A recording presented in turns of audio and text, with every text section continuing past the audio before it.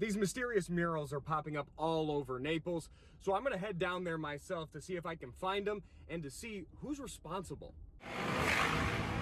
It's behind the coffee shop that's next to the water. Those are two of the clues, but there's a lot of water and coffee shops. So I started in Bayshore, where creativity is actually on the welcome sign. See, this area, it's gonna grow in different ways, and you know, art comes with it, I guess.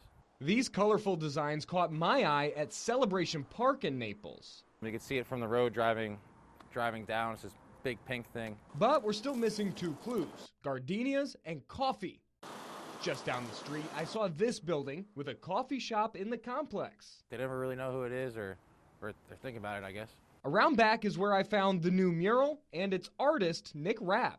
I've met people that are like, oh man, you're that guy. Like, I've seen your stuff. I look at it all the time. He's painted 5 murals on businesses and buildings around Naples. This one going up last week. And I was like, oh man, this is really gonna stick with me. He does get permission from the building's owners to create his art. I don't like to give too many limitations because I want the artist to be able to express themselves. His goal, that you see more masterpieces like this all around Naples. Definitely want to continue it. I have, I guess, big, deep-rooted plans in store for myself. Reporting for NBC2, I'm Zach Barrett. A red balloon and a little boy in a yellow rain jacket. It's usually something you just see in a horror movie, but neighbors on 1 Northeast Cape Coral Street are seeing it in real life. My kids were like, oh my gosh, Mom, look. An eerie mystery. What in the world is coming out of that sewer? Giving neighbors a spooky surprise. The It Kid showed up probably about 3 weeks ago. And reminding them of something from their nightmares. You float down! What is going on over there, and why are they putting weird stuff in front of that sewer? Neighbors say the zombie in the drain was added today, joining the kindred cutout and balloon. I actually forgot about all that clown stuff because it's been a little while. But it's not crazed clowns. We love horror, Pennywise and Georgie. Justin Medeiros put the display up not long after moving in last November. I just figured because we have a sewer in our yard, it would make a great scene. And what a scene it's become. People stop, come by, take pictures, so it's got more attention than what I thought it would. The Medeiros are Halloween fanatics and say this will stay up all year long.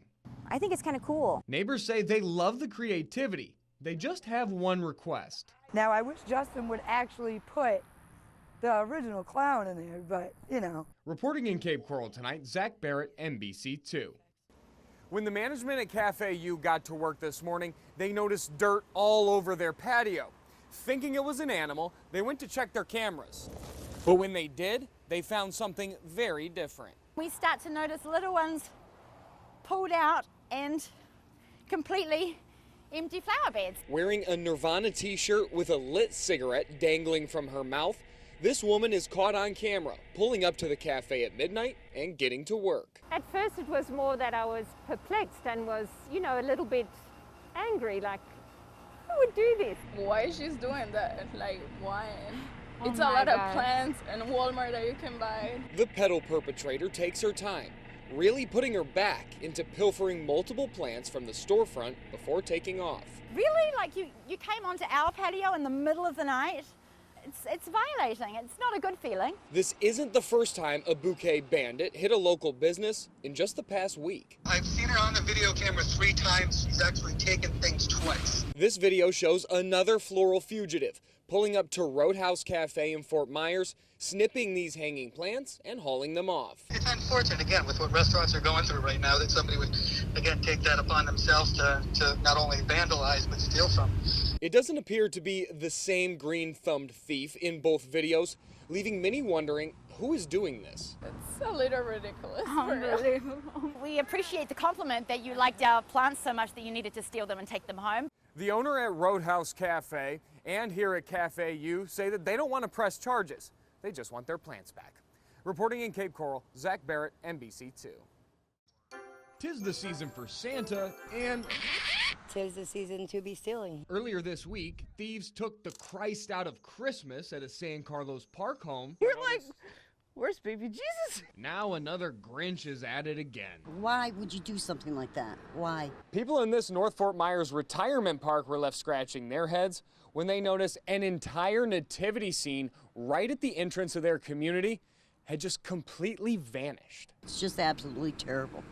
And it shakes me up. Christine Bissell is shaken up and, well... sad. Real sad. But this biker gang in the Laurel Estates community is honking mad. That good?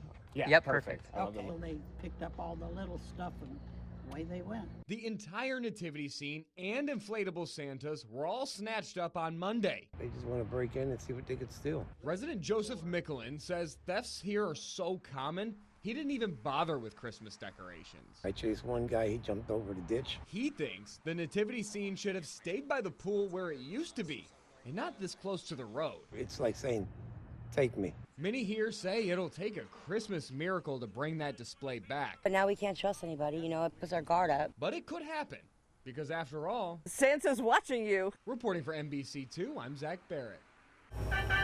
As the assistant manager of the Iona Marathon gas station, Stephanie Girone sees a lot of people daily. It's either cigarettes, gas, or something else, you know, in the store. But these two stuck out. They seem pretty sketchy.